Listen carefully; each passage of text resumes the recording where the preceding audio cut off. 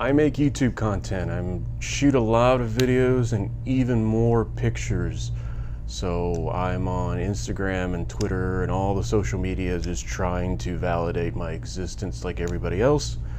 And I really want to have a mechanism where I don't have to pop my laptop open if I want to edit a video or back up some content or do something of that nature.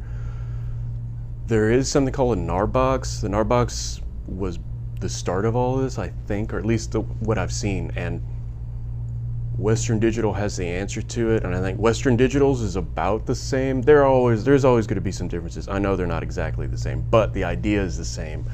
And this has a better price point, I think, and I've had, with Western Digital, I've had about 50-50 luck as far as drives just dying, but those were with mechanical drives. I've just now with this, you've seen the thumbnail already, I've just added to my SSD grouping. I have a handful of SSD drives now. I really like SSD drives. Who doesn't? They're really fast, they're smaller, all that good stuff. So, I had my eye on this for a little bit and went ahead and pulled the trigger on it. This is the wireless SSD, this is the Passport, this is the 512 gigabyte version. I went for the sort of the smaller one, but I figure with how you can offload data from this to another drive even, I like that option. I can always have a secondary, I already have a secondary, or my primary SSD, which is the Samsung T5, 500 gigs, so now I have a terabyte of SSD I can use. It's pretty easy to lug around. I don't want anything too heavy, obviously, because it doesn't seem like much, but when you have 5 of them, then it starts getting heavy, right?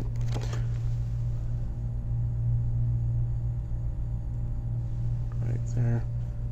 It tells you to download, oh, wait a second, back PC. It gives you directions. You have to download the MyCloud app. So let's do that. It gives you the key for the drive, which the SSD network key.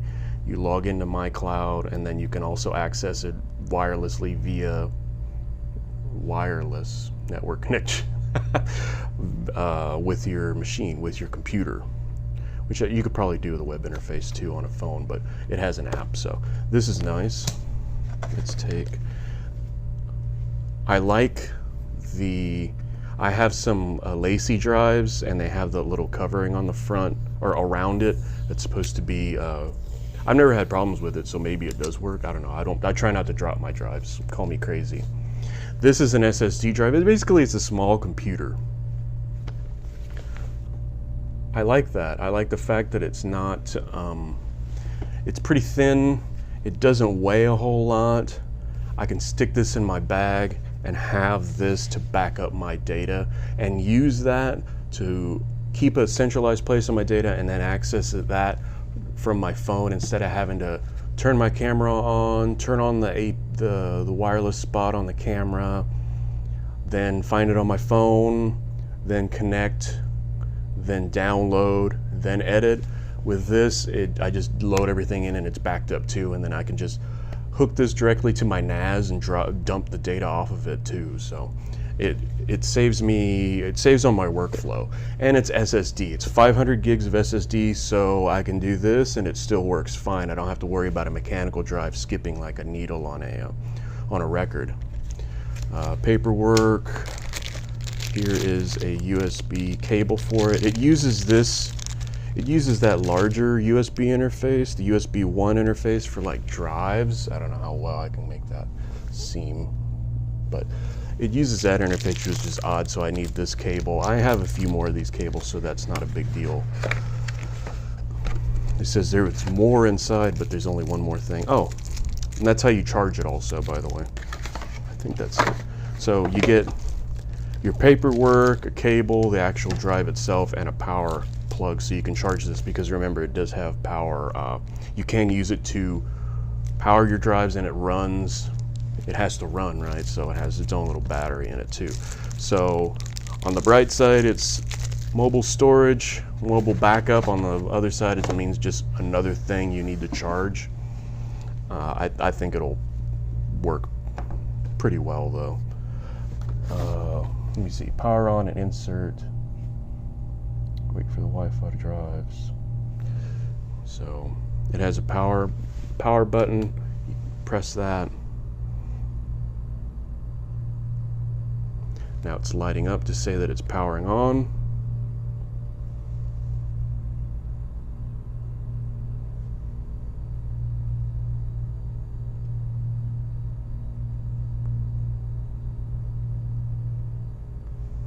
What I plan on doing with this is use it in tandem with my 500 gig SSD Samsung drive, and use that to back up and then have that write that data to my drive, and that way I can, if I want to plug it into a computer, I can just go, and then I have everything backed up here. Once this is full, I can just hook this to my NAS, or even just wirelessly do it. I probably just physically, so it's faster. Hook that to my NAS, download all the data to that, and then empty this out and keep moving. I like the concept of it. I think I like that. I can just stick my cable in there too. This is going to be my studio, for lack of a better term. This is going to be all of my YouTube videos, all my picture editing and everything like that. It's going to be on here. So I'm going to charge it up and get moving on this. So I just put an SD card from the camera in here, and it's writing the data to it. I think it's already done. So when you're doing this, just put the card into the side, hold this button down for this button here, because there's a power button, and then there's this button. So hold the button down for 2 seconds. I plugged in, I don't have to charge it yet. I need to charge it. But you'll see it's flashing. Now it's downloading the data to the drive. So then I can access it via my phone or iPad. So this is the first time I've done this card. This card has quite a bit of data on it. I want to say it's 256 gigs. It probably has about 80 gigs in it of data. So I'm downloading, and it's showing the progress right there, which is pretty nice. It's not incredibly fast. It would be great if it were, if this camera would focus. It'd be great if this were a tremendous amount faster, but it is writing and it is moving, so you just have to wait. This is the first actual backup I'm doing, so it's going to take a little while. When it starts doing regular backups, then it'll just do the change, which is called the delta. So the change from the last time, it'll just write that data on, so it'll be a lot quicker.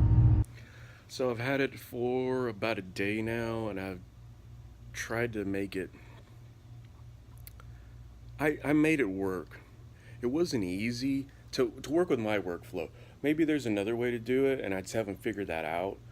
The funny thing is, I went to the support forums to see if people were having the same issues or if there's a way to make it work.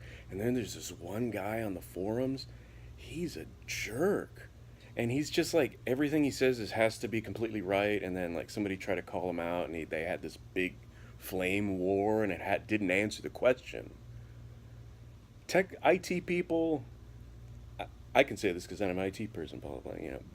IT people are just like douches when it comes to, like, they will always want to just outword each other. It's always just a pissing contest about, well, I can do that. It's workflow. Doesn't work the way I want it to, but I got it to work. I can download, which takes a long time, a lot longer than it does on my laptop. I put my card in my laptop, and I can pull down about 50 gigs in a couple minutes. It took about 30 minutes to download, which what you just saw, 135 gigs. It took almost an hour to download that. It's a smaller computer. That's mostly why.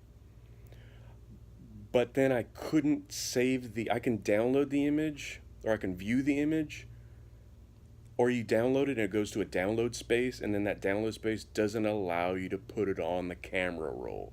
And Western Digital is blaming Apple for that, but every other app does that. You don't, Western Digital. It's your problem. Find somebody to fix it. I don't know what else to tell you. It's not like you're giving stuff away for free. That's an annoying thing. So what I have to do there, it saves it, but in reality, it almost saves me a step, kind of. I can just copy that image straight into Lightroom Mobile,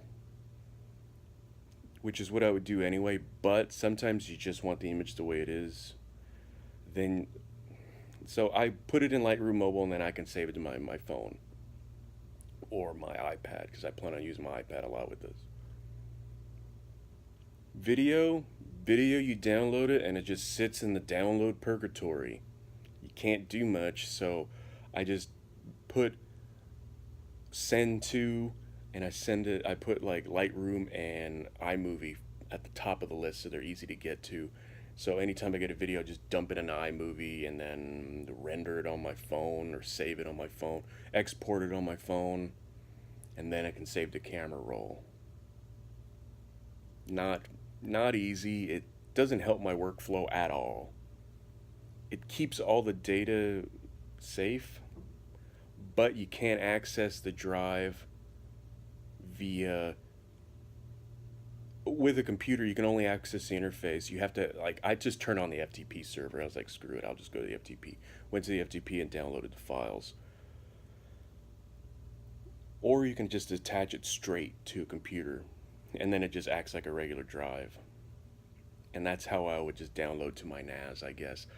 I don't like the structure of the file structure, but it keeps everything by date, and then every time you, even if you load the card 10 times in there, it's going to keep a different folder with it, which is annoying on the front end of it, of just looking at files.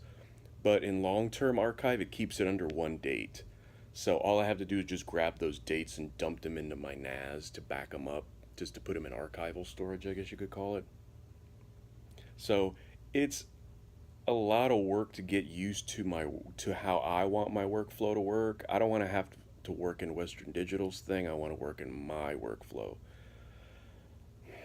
But those are the limitations. And again, it's a software issue. It's not an iPhone issue. It works in Android. Well, great. That means it can work on iPhone too. You just don't have the people to do it, I guess. Because Western Digital's a mom and pop. They run it out of a shed. No, it's a billion-dollar corporation worldwide. Figure it out. I mean, when it's something like that, when it's just a simple software issue, it really, really, really annoys me.